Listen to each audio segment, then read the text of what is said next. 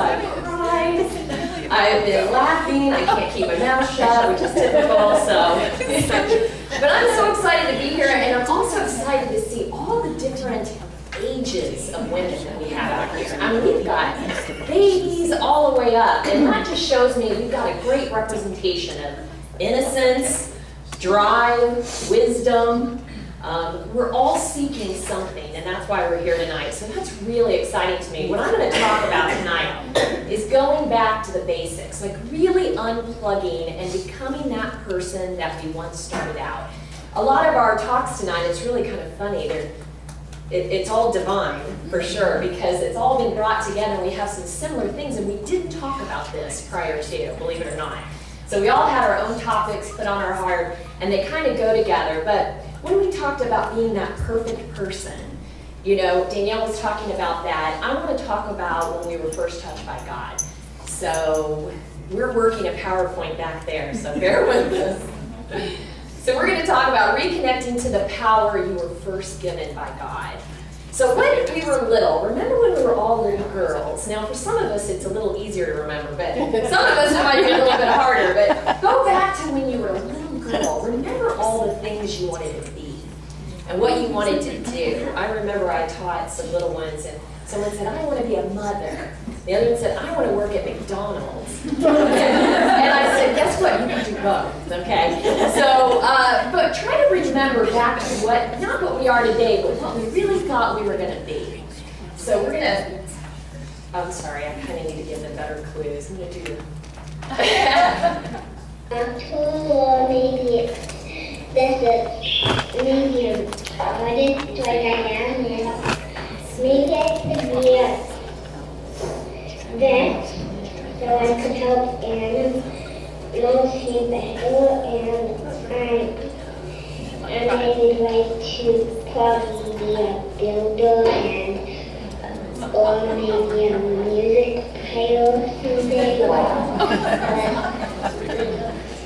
This girl, maybe I could be that's about how I am. That's a lot of good job. You can try whatever you wanted if you wanted to. That's right. Do whatever you want to. That's right. Because what do girls do? Girls what? And boys what? Girls blue and boys blue. Jack, what do you have to say about that? We know plenty of men that look like that today, right? Still like that. So she wanted to be anybody. She wanted to be everything, right? And she so could be that. And we were once those girls. So we're going to go back to that, and we're going to get deep for just a second. We'll laugh again, but we're going to get deep. So I want everybody to close your eyes, and I'm going to read this, kind of getting back to where God first touched us. So everybody close your eyes.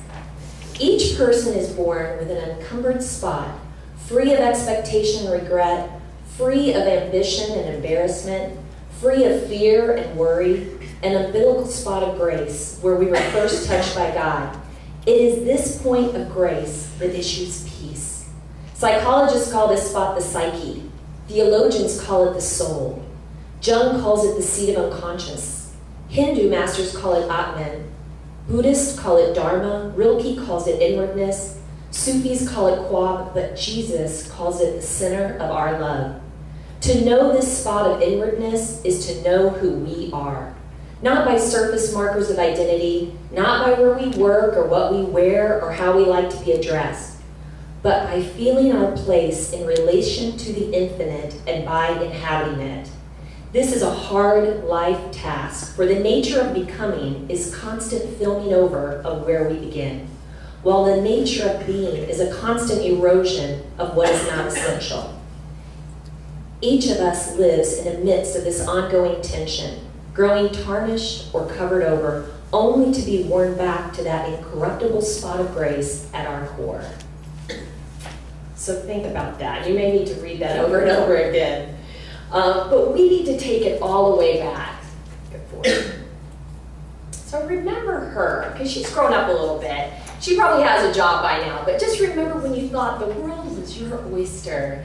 Everything was new. There's some girls in here that are probably there right now. I don't want to ruin it for you.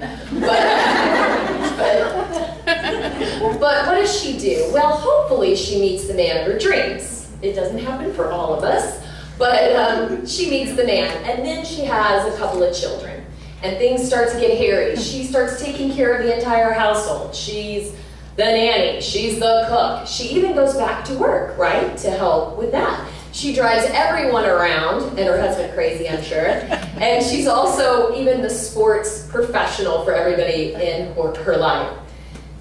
We've all, or most of us have been there, right? It starts to get really, really complicated, and we lose that inner child. We lose that little girl who thinks everything is possible, and things start laying on top of us, and we start taking care of everyone and everyone else's needs, right? Who comes first and who comes last?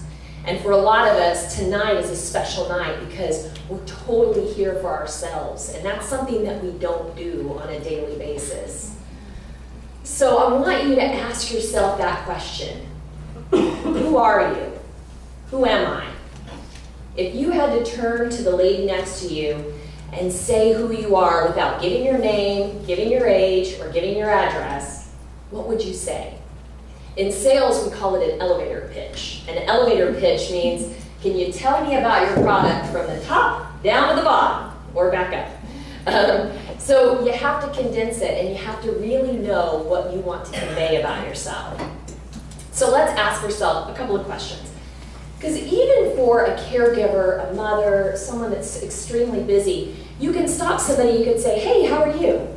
And you almost have to take a second and say, oh, wow, how am I? Let me think about that for a second, right? Because you're used to people asking you to comment on other things, other people. So think about some of these thought-provoking questions.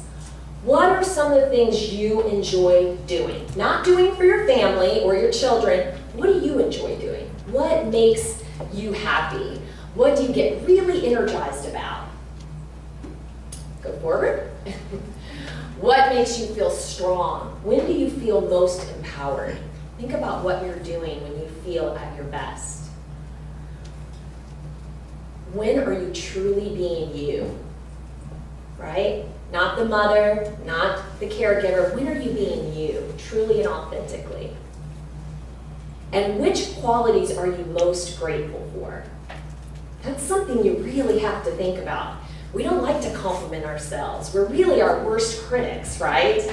And we think almost outwardly. What do we look like? I don't like these shoes. I feel fat. I don't like my makeup. We don't think about what the inner beauty looks like and what makes us special. What are you proud of? And it's something you may have never even told anyone that you're proud of. So you want to work that into your elevator pitch. What about your best self? What can you do to use your best self?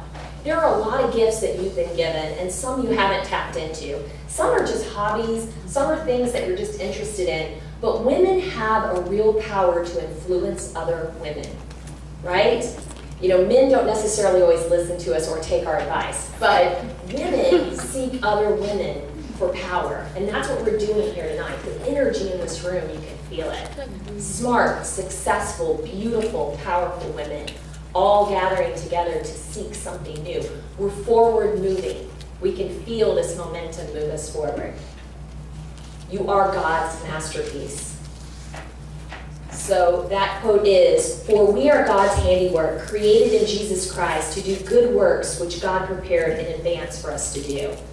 Now you may not know what that is yet. What am I supposed to do? What can I do? You may have not tapped into that. And it could be as something very simple as the woman sitting next to you. Giving a hand, giving a hug, getting a smile could definitely influence someone. So the first thing you could do is unplug from the negativity, okay? Unplug from what you think you know about yourself. Take it all back off to where you started, right? When you thought everything in the world was possible. Unplug it from the people that say you can't. You're not worthy. You're not important enough. You don't matter. And then plug back in and reconnect with women who appreciate you, with women of faith, where we can all communion together and really give each other that extra power. Breaking news, men are not God's gift to women. I don't know if you knew that. I know it's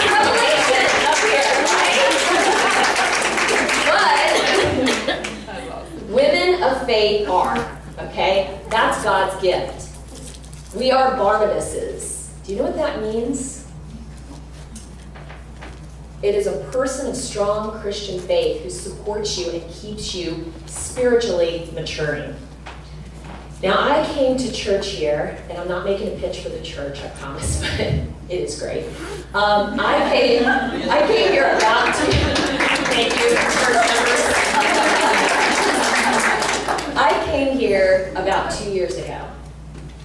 I was broken. I was in a very, very bad spot in my life, and I'm going to try not to cry. It was a dangerous place to be. I was going through a very serious divorce with a very bad person. And like Jenna said, I prayed and I prayed for God to show me a path. And I remember the day I was picked up, just like what she said. I can't explain it any other way. Picked up and dropped off. And I was dropped off here. And I walked in to a women-filled sanctuary of Barnabases. These women came all around me. They surrounded me. They loved me. They supported me. They inspired me. And they still do today. And it's unlike anything I've ever experienced. And we all seek that. It's what I was seeking, and God knew exactly what I needed, and He put me right there. And these are just some of my Barnabases. I couldn't get everybody on the screens, but they are some of the strongest and most loving women that I know, each with their own gifts. And I encourage you, if you don't have that person in your life, where you can really count on them to build you up and to bring you forward. And that's the big difference. With a Barnabas, they lead you. They don't just help you rally and plot the death of the other person, which sometimes those are good too. But the Barnabas leads you forward, right? And that's what you need, that forward momentum to get through those horrible times when you need and you don't see a light at the end of the tunnel. One woman can make a difference. Each one of you can make a difference today, tonight. But together, we can do anything. Yes. We can do so much more. Yes. Amen. God has called you, all of you, and designed you to be women of influence. He has given you His power and His witness to lead your home and lead your community. You are world changers. What you believe in yourself is important. So believe in yourself. It's hard to do, but look deep. Find out what your gift is. When you're feeling bad, inadequate, unworthy, straighten your crown. Remember who's your king. And see possibility everywhere. It's everywhere. Change your perception. It's everywhere. Remember her? Right? Remember her? She's still in there. So let's go get her.